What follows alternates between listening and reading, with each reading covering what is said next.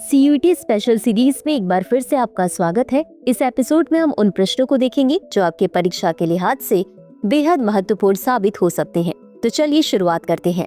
भारतीय संविधान के कौन से अनुच्छेद सर्वोच्च न्यायालय को न्यायालय की अवमानना के लिए दंडित करने की शक्ति प्रदान करते हैं? ए अनुच्छेद 128, बी अनुच्छेद 215, सी अनुच्छेद 228, डी अनुच्छेद 129।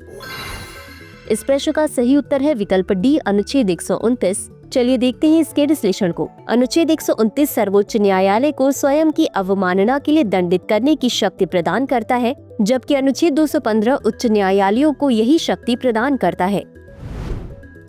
अगला प्रश्न है, निम्नलिखित में से कौन सा नेता आजाद दस्ता के गठन में शामिल नहीं था? ए जयप्रकाश नारायण, बी राम मनोहर लोहिया, सी चंद्रशेखर आजाद, डी फुलेना प्रसाद वर्मा।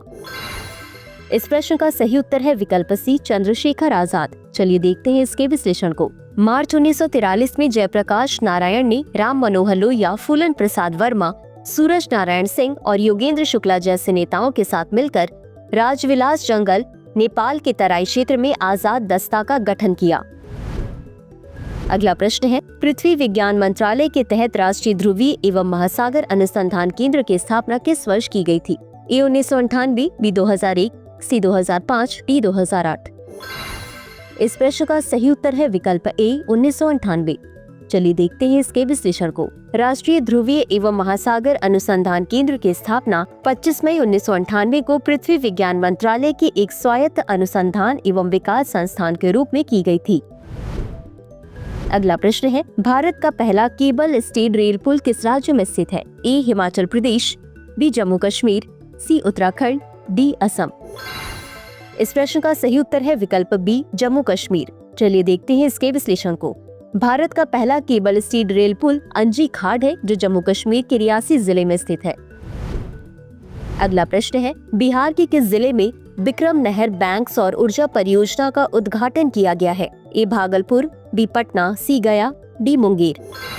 इस प्रश्न का सही उत्तर है विकल्प बी पटना। चलिए देखते हैं इसके विश्लेषण को। कैनाल बैंक सौर ऊर्जा परियोजना पटना के बिक्रम में मुख्य नहर के 2 किलोमीटर क्षेत्र में स्थित है। अगला प्रश्न है, सागरमाला पहल निम्नलिखित में से किस वर्ष शुरू की गई थी? ए 2006, बी 2009, सी 2011, डी 2015। इस प्रश्न का सही उत्तर है विकल्प डी 2015। चलिए देखते हैं इसके विश्लेषण को। सागरमाला कार्यक्रम को वर्ष 2015 में केंद्रीय मंत्रिमंडल द्वारा अनुमोदित किया गया था। अगला प्रश्न है, रामगढ़ बांध राजस्थान के किस जिले में स्थित है? ए जयपुर, बी उदयपुर, सी बाड़मेर, डी अजमेर। इस प्रश्न का सही उत्तर है विकल्प ए जयपुर। चलिए देखते हैं इसके विश्लेषण को। रामगढ़ बांध राजस्थान के जयपुर जिले में स्थित है। अगला प्रश्न है, नैनीताल में राजभवन गोल्फ क्लब की स्थापना किस वर्ष की गई थी? ए 1920, बी 1926, सी 1930, डी 1945। इस प्रश्न का सही उत्तर है विकल्प बी 1926। चलिए देखते हैं इसके विश्लेषण को। नैनीताल में राजभवन गोल्फ क्लब की स्थापना वर्ष 1926 में गवर्नमेंट हाउस एसेट के एक हिस्से के रूप में की गई थी और यह भारत में एक प्रमुख गोल्फिंग स्थल है।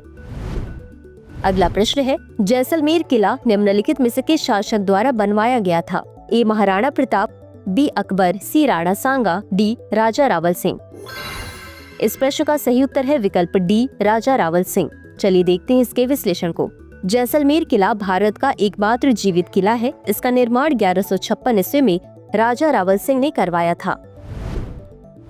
अगला प्रश्न है, ऑपरेशन सेव कुरमा किस वर्ष शुरू किया गया था? ए 2011, बी 2014, सी 2016, डी 2018। इस प्रश्न का सही उत्तर है विकल्प सी 2016। चलिए देखते हैं इसके विश्लेषण को। ऑपरेशन सेव कुरमा की शुरुआत वर्ष 2016 में कछुओं और कछुओं के व्यावसायिक शोषण को रोकने के उद्देश्य से की गई थी। इसी के साथ अंत में देख लेते हैं आज के अभ्यास प्रश्न को। निम्नलिखित में से किस वर्ष अमृत भारत स्टेशन योजना शुरू की गई थी? ए 2021, बी 2022, सी 2023, डी 2024। इस प्रश्न का उत्तर कमेंट बॉक्स में जरूर दें। आज के लिए बस इतना ही। धन्यवाद।